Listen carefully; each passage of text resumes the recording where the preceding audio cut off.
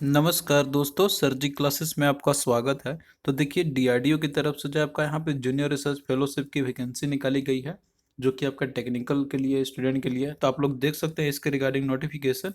तो देखिए यहाँ पे जो है एडवर्टीजमेंट आप लोग डाउनलोड कर सकते हैं और इसमें जो आपको सारे इन्फॉर्मेशन आपको मिल जाएंगे। तो देखिए यहाँ पे जब पीडीएफ को ओपन कीजिएगा तो इसमें जो आपको सारे इन्फॉर्मेशन आपको मिल जाएंगे। और देखिए जो ऑनलाइन इसका क्लोजिंग डेट है आपका एप्लीकेशन का रिसिप्ट होने का, इसका 15/1/2021, आपका 15 जनवरी 2021 तक आपका टाइम दिया गया है इसको आपको फिल करने के लिए।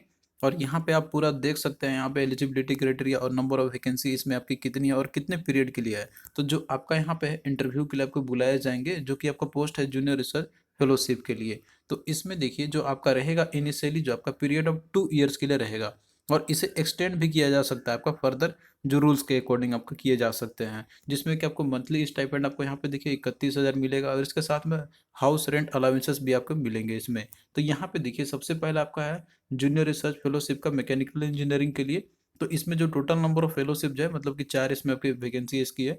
और एजुकेशन क्वालिफिकेशन इसके लिए जो रिक्वायरमेंट आपका है that is graduate degree in professional course, यानी कि बी बीटेक आपका होना चाहिए एम मैकेनिकल इंजीनियरिंग से, और इन फर्स्ट डिवीजन में आपका होना चाहिए, और साथ में वैलिड आपके पास नेट या फिर गेट का स्कोर आपके पास होना चाहिए। और या करके आपका दिया हुआ है यहाँ पे कि आपके पास अगर पोस्ट ग्रेजुएट डिग्री आपका है प्रोफेशनल कोर्स में, जैसे आपका एम ई एम टेक है मैकेनिकल इंजीनियरिंग में with first division both at graduate और पोस्ट ग्रेजुएट लेवल पे दोनों पे है, तो अभी आप इसको अप्लाई कर सकते हैं। इसमें जो है आपको नेट और गेट का स्कोर की जरूरत नहीं है। फिर उसके बाद दूसरा देखिए दिया हुआ है इसमें इलेक्ट्रिकल एंड इलेक्ट्रॉनिक्स इंजीनियरिंग के लिए है। तो इसमें टोटल 3 आपका है इसमें। तो इसमें भी देखिए जो रिक्वायरमेंट आपका है that is graduate degree in professional course, that is B B Tech आपका होना चाहिए इन सभी में। ट्रिपल ई आपका दिया हुआ है, ई आपका दिया हुआ है, या फिर इलेक्ट्रॉनिक्स एंड इंस्ट्रूमेंटेशन इंजीनियरिंग में आपका दिया हुआ है फर्स्ट डिवीजन। साथ में आपके पास नेट या फिर गेट का वैलिड स्कोर कार्ड आपके पास होने चाहिए। या तो फिर पोस्ट ग्रेजुएट अगर आपने किया हुआ है, जैसे कि आपका एम ई एम टेक अगर आपने किया हुआ है मैकेनिकल सॉरी इसमें ट्रिपल ई में, ई में और इलेक्ट्रॉनिक्स एंड इंस्ट्रूमेंटेशन में विद फर्स्ट डिवीजन दोनों में आपका होना चाहिए, ग्रेजुएट में और पोस्ट ग्रेजुएट लेवल पे आपका होना चाहिए। तभी आप इसको अप्लाई कर सकते हैं। इसके अलावा तीसरा आपका इसमें कंप्यूटर साइंस इंजीनियरिंग का है। तो इसमें देखिए टोटल 3 वैकेंसी है, जिसमें बी बीटेक आपका होना चाहिए, कंप्यूटर साइंस में आपका होना चाहिए, और साथ में नेट और गेट का आपके पास वैलिड स्कोर आपके होने चाहिए।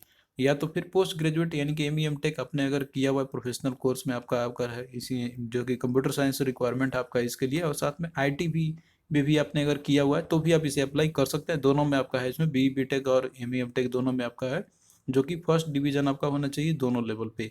तो ये सारा चीज़ आपका दिया हुआ है, आप लोग देख सकते हैं। और यहाँ पे कुछ इंपॉर्टेंट मार्क करके आपका दिया हुआ है कि जैसे जो वैलिड नेट या फिर जो गेट स्कोर कार्ड आपका है, तो ये असेंशियल आपका है फॉर बी बीटेक कैंडिडेट के लिए। जिन्होंने एमटेक किया हुआ है तो उनके लिए रिक्वायरमेंट यहाँ पे नहीं है। और बाकी जैसे नीचे करके दिया हुआ है कि the degree and the post graduate degree should be in the same discipline आपका, यानी कि जो ब्रांच में सब्जेक्ट आपने जो बी बीटेक मतलब कि जो डिग्री आपने किया हुआ है, तो पोस्ट ग्रेजुएट आपका उसी में ही होना चाहिए, डिफरेंट नहीं आपका होना चाहिए। और यहाँ पे देखिए जो आपका जैसे नंबर ऑफ फेलोशिप इसमें जितने भी है, तो ये आपका इंक्रीज और डिक्रीज आपका किया जा सकता है बाद में आपके। तो ये चीज़ यहाँ पे आप एक चीज़ नोट कर सकते हैं। और यहाँ पे देखिए जो एज लिमिट आपका रखा गया हुआ है, तो अपर एज लिमिट आपका यहाँ पे 28 ईयर्स आपकी रखी गई है। क्लोजिंग डेट ऑफ एप्लीकेशन का आपका जो कि 15 जनवरी आपका है वहाँ पे। और अपर एज लिमिट जो है ये रिलैक्सेशन कैंडिडेट के लिए जो एस टी एस सी से या फिर ओबीसी से जो बिलोंग करते हैं, as per the government of India के जो भी रूल्स होते हैं उसके अकॉर्डिंग। तो आप देख सकते हैं यहाँ पे सारे चीज़। और इसके अलावा आप नीचे और भी आप देखिए इसमें अप्लाई करने का आपको क्या है प्रोसेस इसका, कि जो भी कैंडिडेट इंटरेस्टेड है तो उनको जैसे डाउनलोड करना है, और एक जो दिया रहा है मतलब फॉर्म का एक आपको फॉर्मेट दिया रहेगा, और उसको आपको फिल करना है उस एप्लीकेशन को, जो भी उसके फॉर्मेट आपके हैं, जो कि व्हाट्स न्यूज सेक्शन नीचे वेबसाइट पे आपको मिल जाएंगे यहाँ पे, जो कि आपका इसमें भी दिया हुआ है, आपको हम दिखाएंगे यहाँ पे। और फिर इसको आपको पूरी तरीके से फिल करना है, और साथ में आपको साइन करना होगा एप्लीकेशन में, जो भी मेंशन किया गया है इसमें, साथ में आपका डॉक्यूमेंट के साथ में आपका जो है, और फिर इसे आपको सेंड कर देना है आपको पोस्ट के थ्रू। यानी कि आपको पोस्ट कर देना है टू डायरेक्टर NSTL विज्ञान नगर विशाखापट्टनम, इतना आपका दिया हुआ है नंबर। और ये जो है आपका जैसे ऑफिस में आपको ये पूछ जाना चाहिए, यानी कि पहुंच जाना चाहिए क्लोजिंग डेट से पहले आपका। और इनकम्प्लीट या पार्सली फिल्ड जो एप्लीकेशन रहेगा तो वो जो है आपका रिजेक्ट कर दिया जाएगा। तो आप लोग इस पर ध्यान देना, उसमें जितने भी दिए हुए सबको आप लोग करेक्ट फिल करना है। और यहाँ पे देखिए आपका इसमें दिया हुआ है कि जैसे आपको इसमें क्या क्या आपको भेजने हैं, सेल्फ अटेस्टेड कॉपीज मार्कशीट आपके पास होना चाहिए। और जो कि आपका इसमें एजुकेशन क्वालिफिकेशन के बारे में आपको दिखाए, और साथ में बर्थ सर्टिफिकेट का भी आपको सेल्फ अटेस्टेड आपको भेजने होंगे, जैसे 10th का आपको सर्टिफिकेट भेजना है डेट ऑफ बर्थ के लिए। इसके अलावा सेल्फ अटेस्टेड कॉपी आपको वैलिड नेट या गेट का स्कोर कार्ड अगर अप्लीकेबल है तो उसके लिए आपको सेंड करनी है, और 2 रिसेंट पासपोर्ट साइज के फोटोग्राफ आपको सेंड करने होंगे जो कि 1 ईयर के अंदर में आपको होना चाहिए। और इसके अलावा जो है आपका इसके बाद आपका एक यहाँ पे पोस्टल ऑर्डर आपका होना चाहिए, डिमांड ड्राफ्ट 10 रुपये का आपका है जो कि इस एड्रेस पे आपका होना चाहिए। ये चीज़ आप लोग देख लेना, सारा चीज़ इसमें आपका दिया हुआ है। अब यहाँ पे देखिए जो स्क्रीनिंग आपका किया जाएगा एप्लीकेशंस का, तो ये जो है आपके जैसे जो भी आपके रहते हैं कमेटी रहेगी वो स्क्रीनिंग करेंगे आपके एप्लीकेशंस को, और कैंडिडेट को शॉर्टलिस्ट किया जाएगा इंटरव्यू के लिए। अब यहाँ देखिए रेशियो आपका कैंडिडेट का है 1:4 का, यानी कि हर एक वैकेंसी के लिए 4 स्टूडेंट को इंटरव्यू के लिए बुलाया जाएगा। जैसे 4 मैकेनिकल का अगर टोटल है उसमें, तो उसके 4 गुना आपको बुलाया जाएंगे इंटरव्यू के लिए। अब यहाँ पे देखिए जो स्टूडेंट का स्क्रीनिंग किया जाएगा आपका, तो ये रहेगा आपका टोटली परसेंटेज ऑफ मार्क्स जो आपने ऑब्टेन किए होंगे क्वालिफाइंग डिग्री में, यानी कि एमटेक या फिर बीटेक, और इसके अलावा जो नेट और गेट का स्कोर कार्ड है, तो इसमें आपके जितने भी मार्क्स रहेंगे तो उसके बेसिस पे परसेंटेज के हिसाब से जो है इंटरव्यू के लिए आपको बुलाया जाएंगे। तो ये चीज़ें यहाँ पे दिया हुआ आप लोग देख सकते हैं यहाँ पर आपका।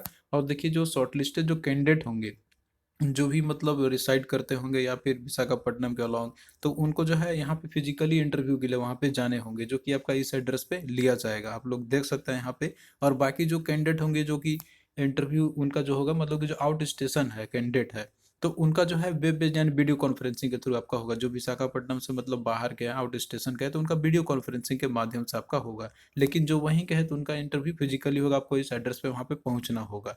और बाकी और भी जो भी है ये रहेंगे एडिशनल इन्फॉर्मेशन, तो ये जो है आपको ईमेल के थ्रू भेज दी जाएगी।